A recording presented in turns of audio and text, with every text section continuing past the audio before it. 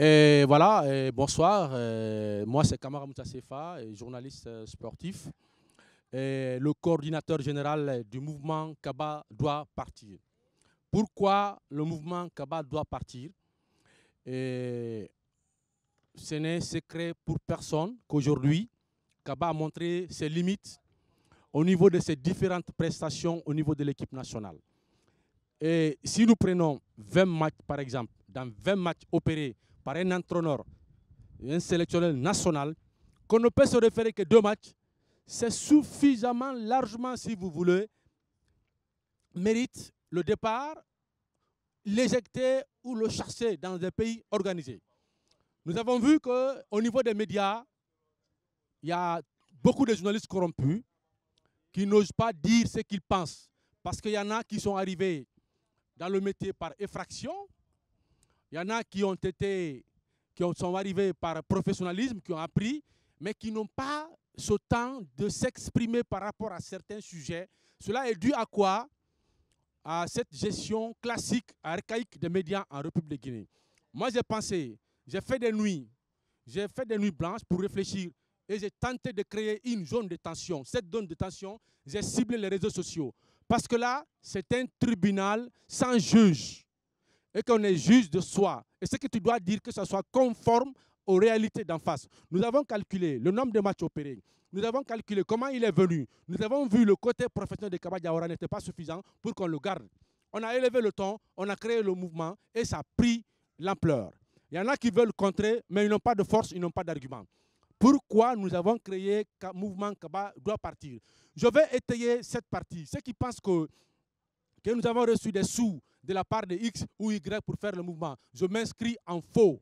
Moi, Kamara Moussa Sefa, je le dis, je m'inscris en faux et je défie quiconque en Guinée. Je défie quiconque. Depuis que je suis dans ce métier, je n'ai jamais reçu un montant pour défendre le mensonge. Et je ne le ferai jamais. Et je maintiens cela jusqu'à la fin de ma vie. Quoi qu'il arrive, advienne que pourra, je resterai ainsi. Jusqu'à le jour où je signalerai mon départ de ce métier pour la politique. Parce que ça, je me prépare pour ça. Donc, raison pour laquelle nous sommes 545 sur les réseaux sociaux aujourd'hui. 545 sur les réseaux sociaux. Et nous sommes en train même de partir loin. Nous avons eu des correspondants dans d'autres pays africains. Nous avons eu 2 personnes en France qui veulent nous accompagner. Nous avons eu un aux États-Unis qui est dans le mouvement qu'on va le mettre en ligne et qui va faire des publications à partir des États-Unis pour faire partir Kaba parce qu'il nous reste 4 mois. Et si on reste avec Kaba pour aller en Côte d'Ivoire, ça va être un autre fiasco. On a vu Kaba lors de la CAN. Une équipe comme le Sénégal décimée par la Covid-19, Kaba était incapable de donner 3 points à la Guinée. Nous avons vu comment on a joué contre la Gambie. La Gambie, je dis, dans la Gambie. Avec quelle équipe? Kaba Diawara se laisse faire. Là aussi, on nous sort tristement la compétition. Donc tout ceci, moi, nous amène aujourd'hui, avec mon staff, de ramener le ministère des Sports, parce que le ministère des Sports aussi dans le jeu, c'est un ministère aujourd'hui corrompu, que le ministre même ne sait pas où mettre la tête. Il est pris en otage par l'entourage. Il y a beaucoup de choses à dire à ce niveau. C'est la raison pour laquelle nous devons lancer ce mouvement. Et tout le monde doit accompagner ce mouvement pour faire partir Kaba Diawara, soit dans la douceur ou dans la violence, parce qu'il y a des méthodes, qu'il n'y a que 2 méthodes pour arriver à son objectif. La méthode soit pacifique ou la méthode, celle violente. C'est ce que nous savons. Nous, aujourd'hui, cette zone de tension, nous l'avons créée pour montrer au public sportif guinéen que Kaba Diawara ne répond pas aux aspirations du public sportif à la tête de l'équipe nationale. Donc, il y a 3 possibilités que nous sommes en train de préparer. Ça, c'est notre mémo. Les 3 possibilités, c'est quoi? Kaba Diawara accepte qu'il dégringole un tout petit peu, qu'on envoie un entraîneur expérimenté, il reste à côté comme il connaît les joueurs et qu'il travaille avec le cœur, qu'il accepte d'accompagner ce coach pour qu'on aille à la CAN avec une équipe compétitive.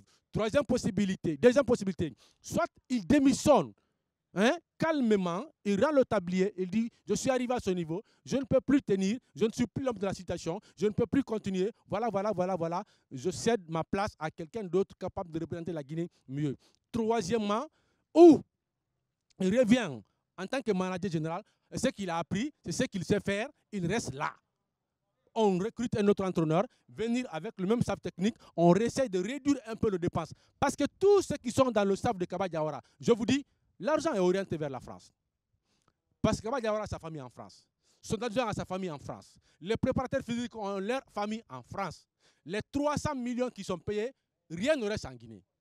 Aujourd'hui, les fédérations sont en train de se battre pour faire en sorte que les entraîneurs de leur équipe nationale, des autres catégories, que ce soit des nationaux, ça va permettre de garder votre argent au pays et augmenter votre pays, comment on appelle, PIB, si c'est comme ça on le dit. Donc je crois aujourd'hui la Guinée doit penser à cela. Ça c'est hyper important. Parce que payer un entraîneur 30 000 $, c'est énorme. Et nous sommes dans un gouvernement de transition. Donc tout ça, ça pèse. Il fallait qu'on mette l'accent sur tous ces aspects. C'est la raison pour laquelle nous avons demandé le départ de Kaba Diawara à la tête de notre équipe nationale. Il y a un autre aspect que peut-être je vais tout de suite ajouter à cela pour faire comprendre le public guinéen que Kaba Diawara n'est pas un entraîneur de qualité. Je prends l'exemple sur l'entraîneur Aliou Cissé. Aliou Cissé a été un grand joueur. Il a été un grand joueur. Après le football, il s'est reconverti.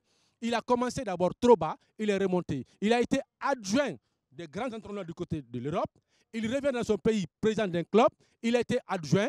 Il quitte là-bas, étape par étape, il se retrouve au sommet. Eric Schell, par exemple, du côté du Mali, c'est la même chose, les mêmes démarches. Et Kaba Diawara n'a aucun vécu, il n'a aucune histoire. Donc, il ne mérite pas notre équipe nationale. C'est pourquoi le mouvement Kaba Diawara doit partir existe aujourd'hui. Merci.